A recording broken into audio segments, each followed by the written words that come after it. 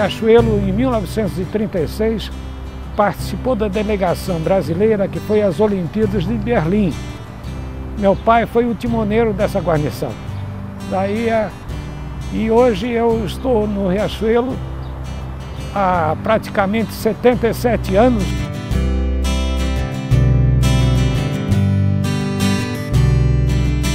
A família está junto, porque nós fizemos aqui no Clube de Remo uma extensão da nossa família, né?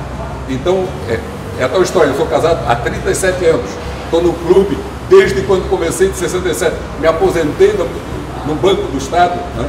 É onde trabalhei 30 e poucos anos. Essa coisa que a gente cria para a gente, que é, né, de uma fidelidade, de uma coisa que a gente cria, e isso nós temos. Eu tenho orgulho demais, eu devo a minha vida ao Riachuelo. Hoje eu sou presidente aqui, sou tipo remador, em agradecimento a tudo aquilo que o Remo fez para mim.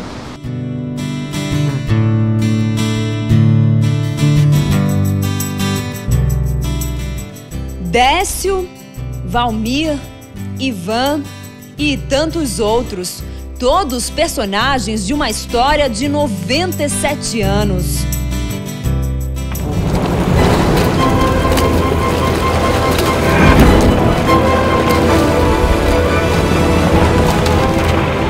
Florianópolis já não era mais desterro. Na época, a pequena ilha de Santa Catarina era quase toda tomada pelo mar. Daqui, onde hoje é possível observar a urbanização, ele era atração. Tanto é verdade que, no século XIX, o mar passou a ser o cenário do principal esporte dos manezinhos.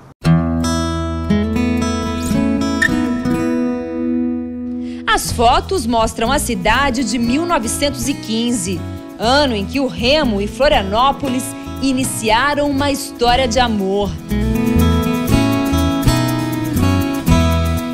O surgimento do esporte no estado veio junto com a fundação do primeiro clube de regatas.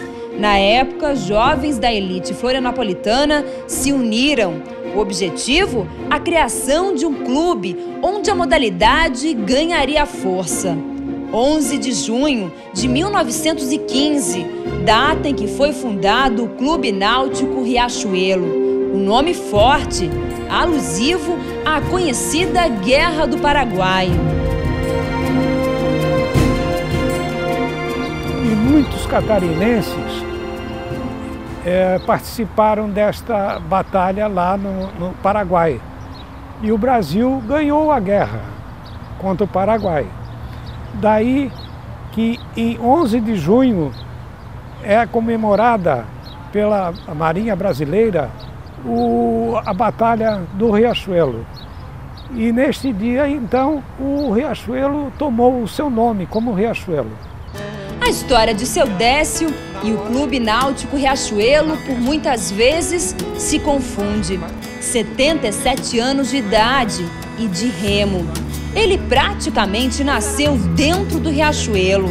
Só que a história que não esquece e conta com orgulho não teve o privilégio de presenciar.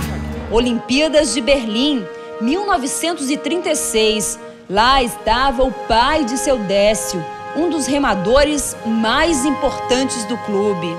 A Confederação Brasileira de Desporto, que monopolizava todo o esporte nacional, ela havia determinado que as guarnições vencedoras do campeonato na Bahia seriam as representantes do Brasil.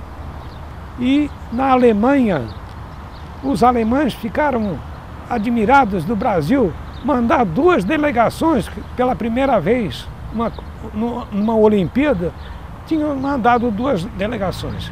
E tiveram que fazer uma tratativa lá. Então foi feita uma eliminatória e o Riachuelo estava sem barco nas vésperas da regata. O governador Nereu Ramos mandou que comprassem um barco para a guarnição remar. E como a guarnição não ia correr, houve um problema com um barco de São Paulo, de 2 pom, e o meu pai foi indicado para participar com essa guarnição. Foi por isso que foi o primeiro catarinense a participar de uma Olimpíada.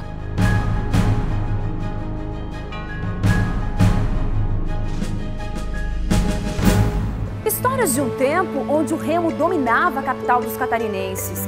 Histórias que, ao longo dos quase 100 anos de existência do esporte em Santa Catarina, ganharam novos capítulos, como a criação de um segundo clube na cidade. A soberania do Riachuelo durou por pouco mais de um mês, tempo suficiente para o surgimento do primeiro adversário, 31 de julho de 1915, data em que foi fundado o Clube Náutico Francisco Martinelli.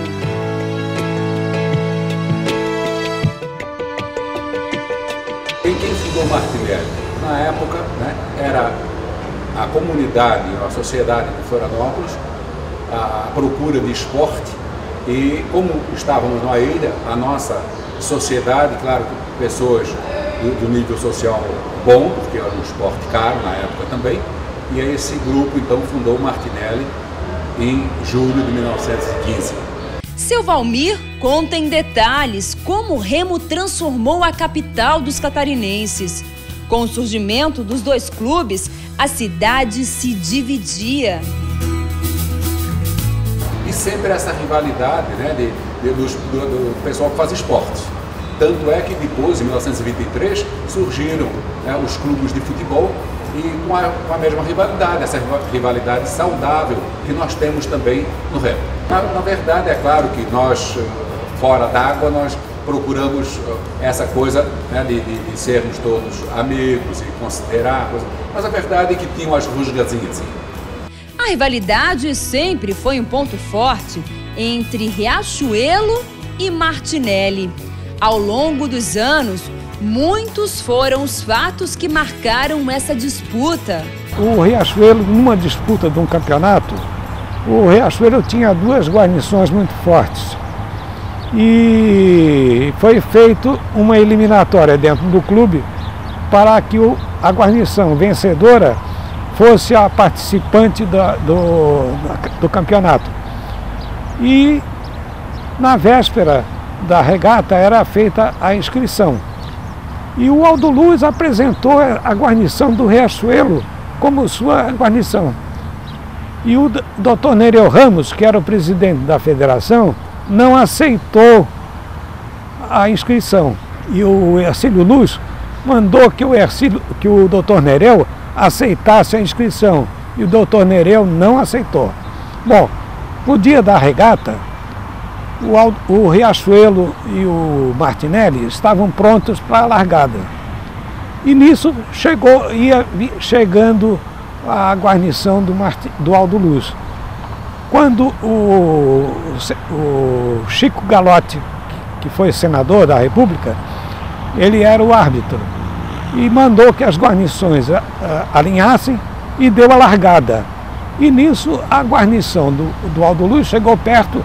Naquele tempo ainda não tinha a sandália havaiana, eles usavam um tamanco. E um jogou o tamanco no Chico Galotti. Ele deu um tiro para dentro d'água e jogou o revólver para não comprovar o tiro, né?